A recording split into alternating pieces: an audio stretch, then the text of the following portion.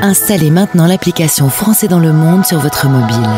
La radio en direct et tous nos podcasts partout avec vous.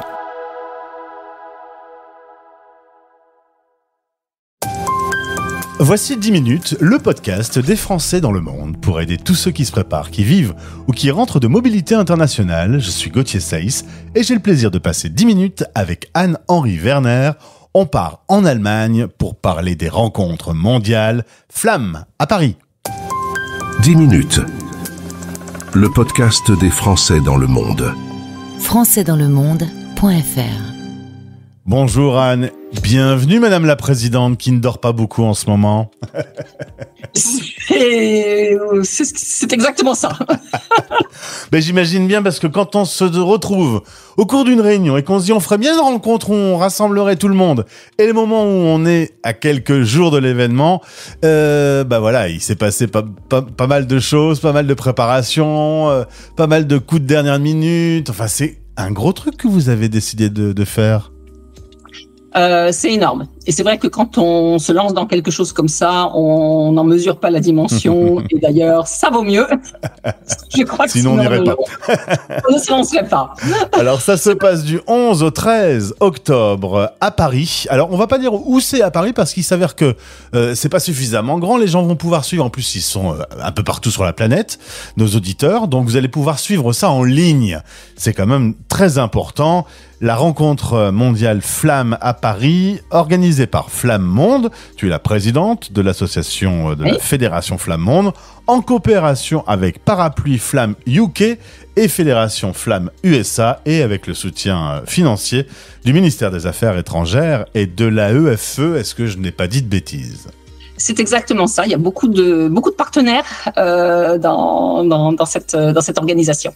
Et donc des gens qui vont venir des associations Flammes du monde entier. Je pense que présent in situ, il y aura 26 pays différents. Oui, il y a 26 pays. Alors, on a certaines régions du monde qui seront fortement représentées. C'est un peu le reflet aussi du réseau Flamme. Par exemple, justement, le Royaume-Uni est fortement représenté. Les États-Unis aussi. Ensuite, la troisième délégation, c'est l'Allemagne. Et après, dans différents pays d'Europe. Mais également, nous avons une association qui vient de Nouvelle-Zélande. Ah ouais. Nous avons une association qui vient du Japon, nous avons une association qui vient d'Inde. Donc la planète va être bien représentée. 83 associations du monde entier, 115 personnes, des institutionnels, des élus des Français de l'étranger. Et puis, pour nos auditeurs qui se disent, mais ils parlent de flamme, qu'est-ce que c'est que cette flamme ? Est-ce que tu peux me rallumer la flamme, s'il te plaît, Anne, pour ceux qui ne connaissent pas encore, puisqu'on en parle souvent sur la radio ? On en parle souvent, mais c'est vrai que tout le monde ne connaît pas et nous n'arrêtons pas de rallumer la flamme. Alors, Flamme, c'est français langue maternelle et ce sont des associations de droit privé un petit peu partout dans le monde qui se sont données pour mission de proposer des enseignements et des activités en langue française à des enfants français ou francophones, et ça c'est un point très important pour notre rencontre. Qui vivent à l'étranger, qui sont souvent des enfants dans des familles binationales, mais qui n'ont pas accès à une scolarité en français. Alors nous ne substituons pas à une scolarité, nous ne leur donnons pas une deuxième scolarité, mais nous leur permettons de pratiquer ce qui est aussi leur langue maternelle en dehors de la famille. Et donc de s'identifier, déjà un petit peu d'élargir leur vocabulaire, leurs pratiques, et puis de s'identifier un petit peu plus aussi à cette langue, à cette culture, de rencontrer d'autres enfants qui sont dans la même situation qu'eux, et de créer des petites communautés francophones et de soutenir les parents dans cette démarche du bilinguisme qui n'est pas aussi facile qu'on le dit. Alors, les auditeurs qui suivent la radio des Français dans le monde entendent régulièrement des interviews dans le cadre de notre partenariat avec la Fédération. Je pars à droite, à gauche dans le monde. J'interviewe des parents qui se sont retrouvés entre eux à monter une association, qui ont créé une bibliothèque, qui ont rassemblé des livres, qui ont trouvé une salle de classe où se réunir pour faire des activités. C'est très divers, c'est très varié. L'idée surtout, c'est que le français soit animé parce que quand on est loin de la France, il pourrait s'effacer petit à petit. Et puis, je lisais sur votre site internet qu'aujourd'hui, à l'étranger, on estime que 2 enfants français sur 3 n'ont pas accès à l'enseignement du français. Donc, justement, il faut faire briller cette flamme, quoi, ce langage. Exactement.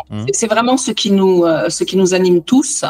Ce qui est intéressant, maintenant, tu commences à connaître pas mal d'associations FLAM. Il y a une très, très grande diversité, ne serait-ce que de par les pays, enfin, les conditions locales dans lesquelles nous vivons, mais aussi une très grande diversité donc dans l'approche.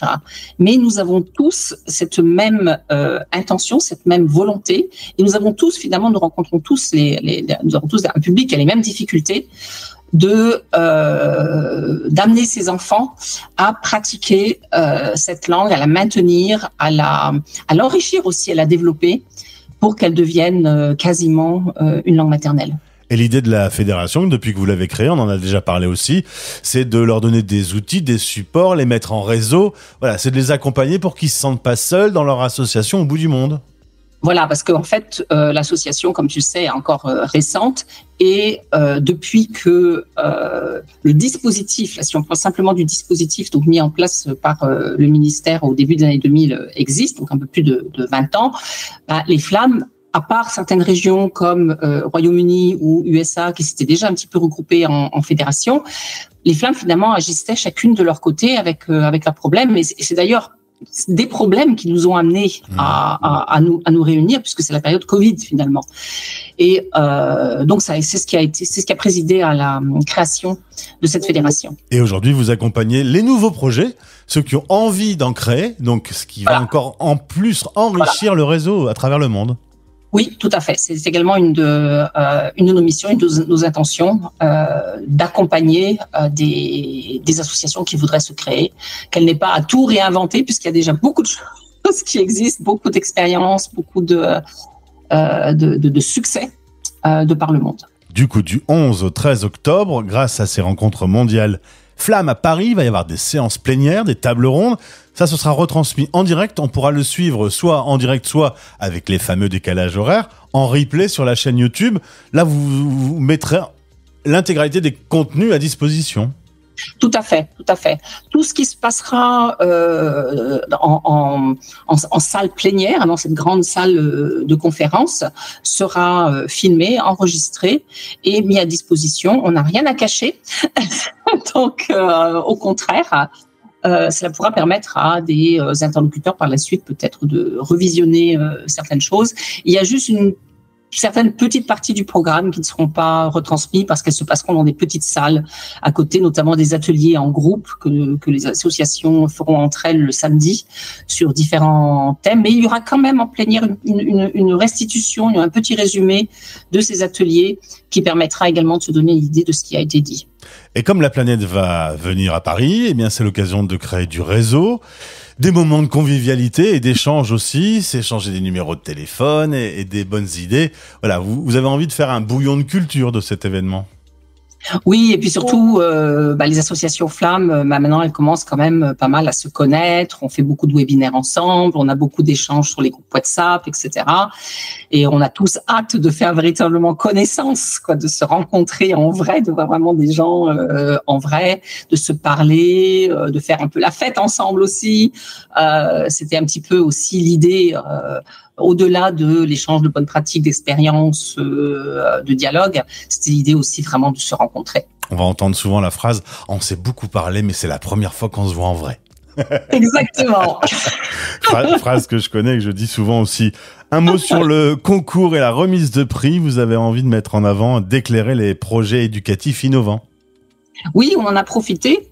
Pour lancer un concours parce que en fait nous voyons passer beaucoup d'échanges et puis aussi nos réseaux sociaux, nous relayons également beaucoup d'initiatives des FLAM et nous savons qu'il y a beaucoup de créativité dans la pédagogie et donc nous avons profité de cette rencontre pour lancer un concours. Alors je vais rien dévoiler là, pour le moment c'est en cours, le jury est en train de travailler, mais il y a quand même 15 associations qui participent et il y aura 3 gagnants. Il y aura un podium, 1, 2, 3, qui sera donc dévoilé et puis avec remise de prix le vendredi 11 dans l'après-midi. Et j'aurai le plaisir d'avoir le micro en main pour animer, coordonner, faire les relances pendant cet événement. Exactement, parce que comme nous ne faisons rien à moitié, nous avons pris le meilleur modérateur des Français de l'étranger.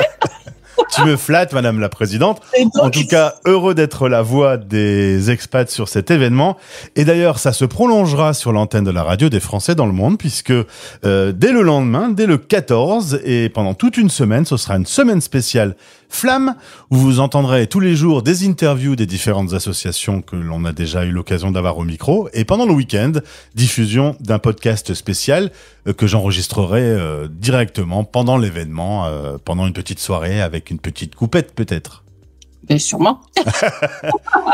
Anne, est-ce que j'ai oublié quelque chose ? Oui, un petit point dont on n'a pas parlé, c'est que quand nous avons planifié cet événement, nous avions également en tête que c'est l'année de la francophonie, puisque le sommet de la francophonie se réunit aussi à Paris, une semaine avant notre événement d'ailleurs. Et donc cette rencontre mondiale des flammes, elle est également placée sous le sceau de la francophonie, puisque dans les associations flammes, il y a beaucoup d'enfants et même d'enseignants francophones venant d'autres pays que la France. Donc pour nous, c'est quelque chose de très très important, la francophonie. Et la rencontre mondiale a été labellisée dans le cadre du festival de la francophonie. Donc voilà. Cet aspect est également quelque chose d'important. Le festival de la francophonie qui a choisi comme slogan « Refaire le monde », c'est un projet audacieux. C'est ce que nous refaisons tous les jours.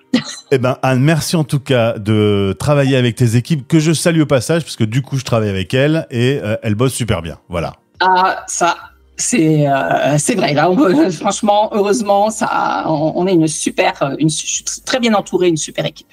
Et restez branchés sur la radio, puisque vous entendrez les moments importants sur notre antenne. Anne, merci beaucoup. Bon courage, bon préparatif. Dors un peu merci. Quand même le soir, hein? Oui. Je ménage les moments de pause quand même. Et la magie, c'est que un événement, ça se passe toujours bien quand c'est avec des gens qui le font avec passion. À bientôt. À très bientôt. Au revoir. Français dans le monde.fr